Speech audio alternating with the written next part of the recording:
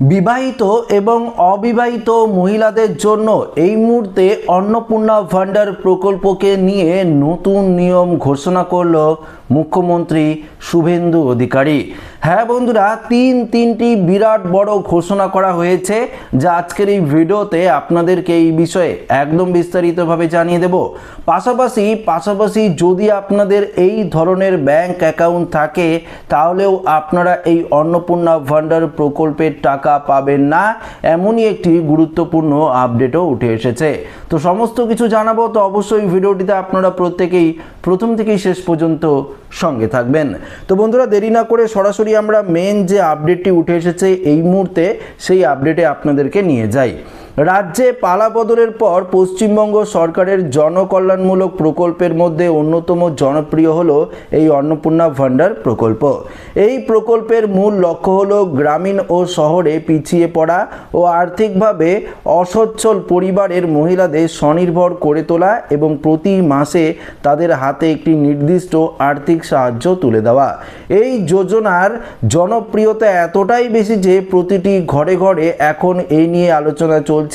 তবে বহু মানুষের মধ্যে এখনো একটি বড় প্রশ্ন রয়ে গেছে যে একই পরিবারে যদি একাধিক যোগ্য মহিলা থাকেন তবে তারা কি প্রত্যেকেই অন্নপূর্ণা ভান্ডার প্রকল্পের সুবিধা পাবেন? সরকারি নিয়মকানুনে এ নিয়ে কি বলা হয়েছে? দেখুন, একটা প্রশ্ন তো থেকেই যাচ্ছে যে একই পরিবারে যদি 2 থেকে 3 জন মহিলা থাকে তাহলে কি প্রত্যেকেই অন্নপূর্ণা ভান্ডারের টাকা পাবে? এ নিয়ে কিন্তু অনেকের মনে একটা প্রশ্ন রয়ে গেছে। এর উত্তরে কি বলেছে, সরকারি নিয়মে কি বলেছে, নির্দেশিকায় কি বলেছে, সেটা আগে আপনাদেরকে জানিয়ে দেই। রাজ্য সরকারের তরফ থেকে এই প্রকল্পের জন্য যে সমস্ত নির্দেশিকা জারি করা হয়েছে সেখানে স্পষ্ট করে বলা হয়েছে যে কারা এই আর্থিক সহায়তার আওতায় আসতে পারবেন। সাধারণত একটি পরিবারের একাধিক মহিলা সদস্য যদি নির্দিষ্ট যোগ্যতার মাপকাঠিগুলো পূরণ করতে পারে তবে তাদের আবেদন খারিজ করার কোনো আইনি ভিত্তি নেই। ধরুন আপনার বাড়িতে 3টি মহিলা রয়েছে, 3 ভাই রয়েছে, 3 ভাইয়েরই আপনারা বিবাহিত করেছেন, 3 ভাইয়েরই স্ত্রী রয়েছে, পাশাপাশি ধরুন একটি 25 বছরের ওপরে একটি মেয়েও রয়েছে আপনাদের। সেক্ষেত্রে দেখুন আপনারা কিন্তু প্রত্যেকেই এই প্রকল্পের টাকা পাবেন যদি আপনারা এই যে নির্দেশনাগুলি দিয়েছে বা শর্তগুলি দিয়েছে যদি আপনারা সেগুলো মেনে আবেদন করেন তাহলেই কিন্তু এই প্রকল্পের টাকা পাবেন। এটা কিন্তু পরিষ্কারভাবে বলেছে। সরকারি নিয়ম অনুযায়ী আবেদনকারী মহিলার অবশ্যই বয়স 25 বছর থেকে 60 বছরের মধ্যে হতে হবে। এর পাশাপাশি তাকে পশ্চিমবঙ্গের বাসিন্দার হতে হবে। কোনো পরিবার যদি শাশুড়ি এবং বৌমা উভয়ই এই বয়সের সময় অর্থাৎ সীমারেখার মধ্যে থাকেন এবং অন্যান্য শর্তগুলো মেনে চলেন তবে তারা দুজনেই আলাদাভাবে আবেদন কিন্তু জানাতে পারেন। অর্থাৎ একই ছাদের তলায় বসবাস করলেও 2 মহিলাই এই সুবিধা পাওয়ার ক্ষেত্রে কোনো রকম সরকারি নিষেধাজ্ঞা নেই। তো বুঝতেই পারলেন, একই পরিবারে আপনারা যদি 2 জন 3 জন 4 জনও থাকেন সেক্ষেত্রে কোনো রকম অসুবিধা হবে না যদি আপনারা শর্তগুলি মেনে আবেদন করেন। এবার আসছি ব্যাংক অ্যাকাউন্ট এবং নথিপত্রের প্রয়োজনীয়তা। এখানে কি বলেছে, এই জনকল্যাণমুখী প্রকল্পের সুবিধা সরাসরি উপভোক্তাদের হাতে পৌঁছে দেওয়ার জন্য রাজ্য সরকার ব্যাংকিং ব্যবস্থাকে বাধ্যতামূলক করেছে। কি বলেছে, একই পরিবারের 2 জন মহিলা যখন আবেদন করবেন তখন তাদের সবচেয়ে বড় যে বিষয়টি মাথায় রাখতে হবে তা হলো নিজস্ব ব্যাংক অ্যাকাউন্ট। অর্থাৎ অনেকে মনে করেন যে পরিবারের একটি মাত্র যৌথ বা জয়েন্ট অ্যাকাউন্টের মাধ্যমে দুজনের টাকা চলে আসবে, কিন্তু এই ধারণাটা সম্পূর্ণ ভুল। সরকারি নিয়ম অনুযায়ী প্রত্যেক আবেদনকারী মহিলার নিজস্ব নামে একটি ব্যাংক অ্যাকাউন্ট থাকতে হবে, অর্থাৎ সিঙ্গেল ব্যাংক অ্যাকাউন্ট আপনাদের থাকতে হবে, জয়েন্ট ব্যাংক অ্যাকাউন্ট থাকলে হবে না। এই অ্যাকাউন্টের সঙ্গে যুক্ত থাকতে হবে আধার কার্ড, মোবাইল নাম্বার। যদি 2 মহিলার আলাদা সক্রিয় ব্যাংক অ্যাকাউন্ট না থাকে তবে আবেদন প্রক্রিয়া মাঝপথেই আটকে যেতে পারে, তাই নথিপত্র জমা দেওয়ার আগে এই বিষয়টি নিশ্চিত হওয়া জরুরি।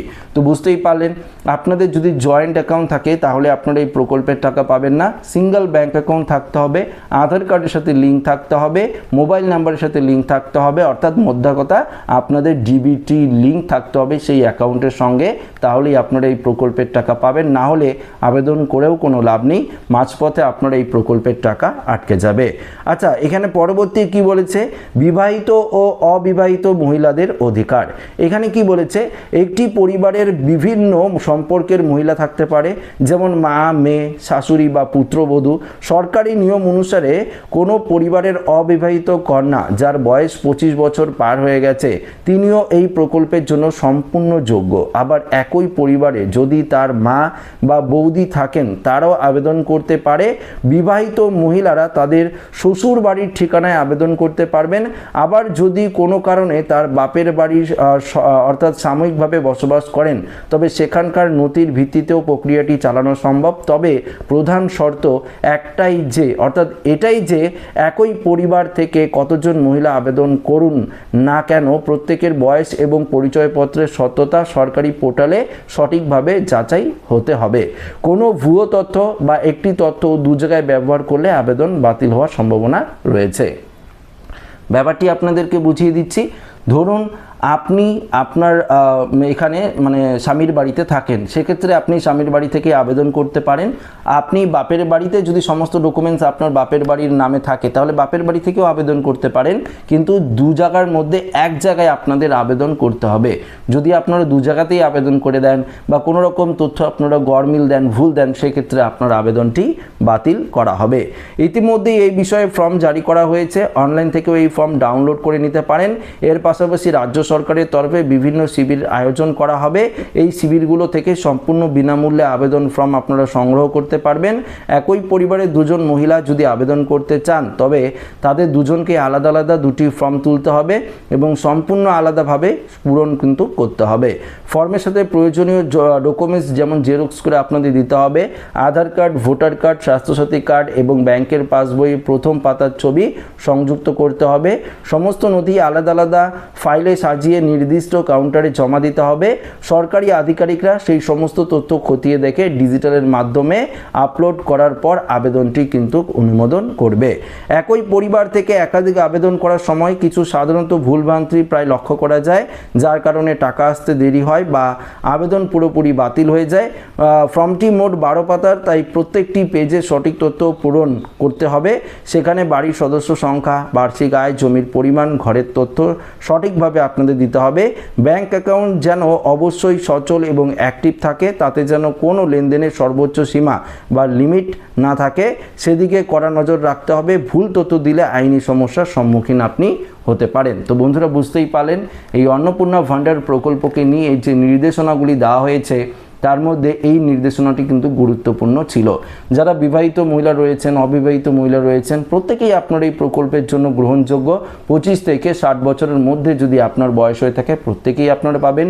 একই পরিবারের 2-3জন যদি মহিলা হয়ে থাকেন বা আপনাদের বাড়িতে যদি কোনো 25 বছরের ওপরে মেয়েও থাকে সেক্ষেত্রেও আপনারা এই প্রকল্পে আবেদন করতে পারবেন। কিন্তু ওই যে নিয়মগুলো বললাম এই নিয়মগুলো অবশ্যই আপনাদের মেনে কিন্তু চলতে হবে। পাশাপাশি ব্যাংক অ্যাকাউন্টের কথা যে আপনাদেরকে বললাম, আপনাদের সিঙ্গেল ব্যাংক অ্যাকাউন্ট থাকতে হবে, জয়েন্ট ব্যাংক অ্যাকাউন্টে টাকা আসবে না। পাশাপাশি অবশ্যই আপনার আধার কার্ডের সাথে ব্যাংক অ্যাকাউন্টের লিঙ্ক, মোবাইল নাম্বার লিঙ্ক এবং জিবিটি লিঙ্ক অবশ্যই কিন্তু থাকতে হবে, তাহলে এই প্রকল্পের টাকা আপনারা পাবেন। এবং অনলাইন প্রসেস এখনও চালু হয়নি, অফলাইন প্রসেসে বিভিন্ন জায়গা থেকে ফর্ম দিচ্ছে। আপনারা নির্দিষ্ট ব্লক বিডিও অফিস রয়েছে, আপনাদের পৌরসভা অফিস রয়েছে, সেখান থেকে ফর্ম সংগ্রহ করে ফিল আপ করে কিন্তু আপনারা জমা দিতে পারেন। অনলাইনও প্রসেস শুরু হবে, অনলাইনে প্রসেস শুরু হলে আপনাদেরকে জানিয়ে দেবো।